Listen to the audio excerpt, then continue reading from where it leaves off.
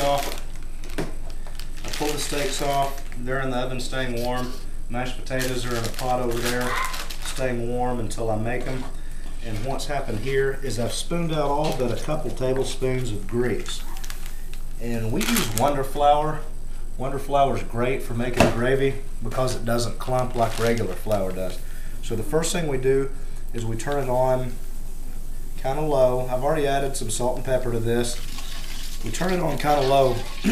We add the Wonder Flour to the grease, and we're going to make our roux from that. And it doesn't matter if you like thick gravy or thin gravy. This part should look about the same. You want it to be, you see how here how it's still pretty thin. You want it to thicken up just a little bit, not quite to the level of wallpaper paste. We're almost there. And you see it starts to move a little bit as a group. You can take just a little bit more. And really, when you're cooking, there's a bit of art to it. I can't tell you how much. I'm not a good baker. I don't use exact measurements, so you just kind of get a feel for how much you need to use. This is about right. That's your roux. So what you do, take a bit of whole milk. You're still on low, and you're going to pour it in. Carefully, you don't want to splash it, and you just stir it in. And you just have to know for that much roux and that much grease, this is about what I want to use. I don't know. I might have poured out, there might be a cup and a half, maybe a couple cups in there. I'm going to turn it up a little bit, because what happens with gravy, and you want to get this exactly right, as soon as it starts to bubble, that's when it's going to start to thicken. At that point, if it just turns really thick on you, you can add a little bit more milk, or if you've messed up, you've just gotten way too much milk for your roux, you can add a little bit more flour. What I'm doing right here, you want to leave the clumps in, but something like this was just a big piece of batter and flour, you can get rid of that, because you don't want those burnt pieces, especially if you had 2 or 3 rounds of steak go through your pans here. So this is going to make a pretty good gravy again. You can salt and pepper this stuff to taste. I put a little bit in there, and as it heats up, it's starting to steam a little bit, and you can see once it starts to turn, it's going to get thick on you pretty quickly. As soon as you get thick, as soon as it gets thick, you want to set it aside. And I'm going to show you something real cool.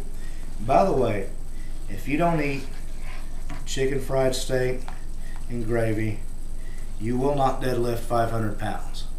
That's just all there is to it. And if having a big deadlift isn't your goal, I don't know why the hell you're on this side anyway. So that's something that's very important to the recipe. You can see this starts to bubble. And now that it bubbles, it's going to get a little bit thick. So I'm going to set this aside. And by the way, you want to cook all this stuff in either a cast iron or stainless steel skillet.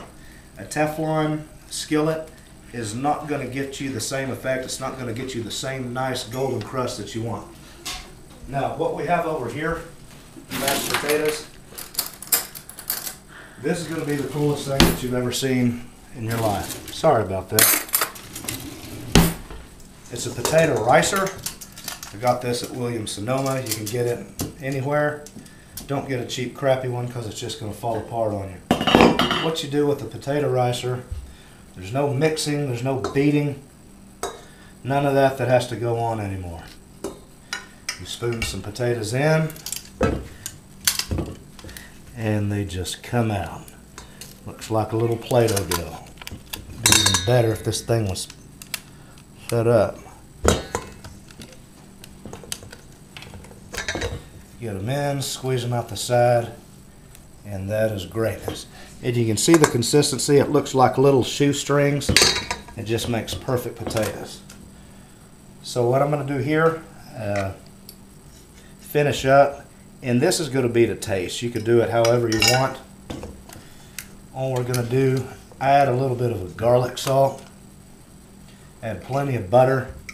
Don't want to skimp on the butter, but you're not going to need a blender. You're not going to need beaters or anything, because this ricer makes these things so tender.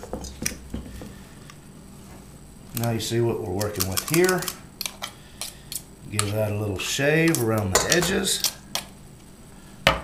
Take a quick peek at our gravy. Make sure it's still good.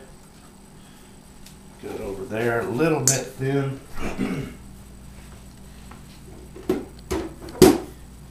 And I haven't prepped this, so I'm not going to take the time.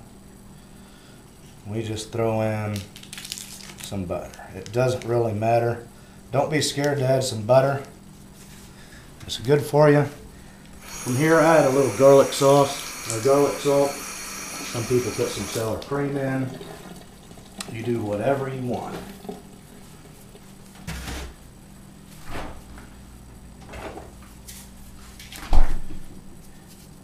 If you're going to add some pepper to it, do it after it, because you don't want to jack up the presentation of your potatoes. So you see me put the butter in there. I'm going to pour just a little bit of milk, and you don't have to do anything to this stuff. Beat it a few times with the fork. Your days of blending and beating and whisking will be over. Get all that butter mixed in there. Or don't get it mixed up. It'll be a surprise in every bite. And what you have here, beat it to some nice peaks. Put it in a serving dish. And you have some outstanding fluffy 70s big potatoes. So that is the conclusion of cooking with Gant. We've done chicken fried steak and gravy and some mashed potatoes, and it's going to be excellent. Thank you.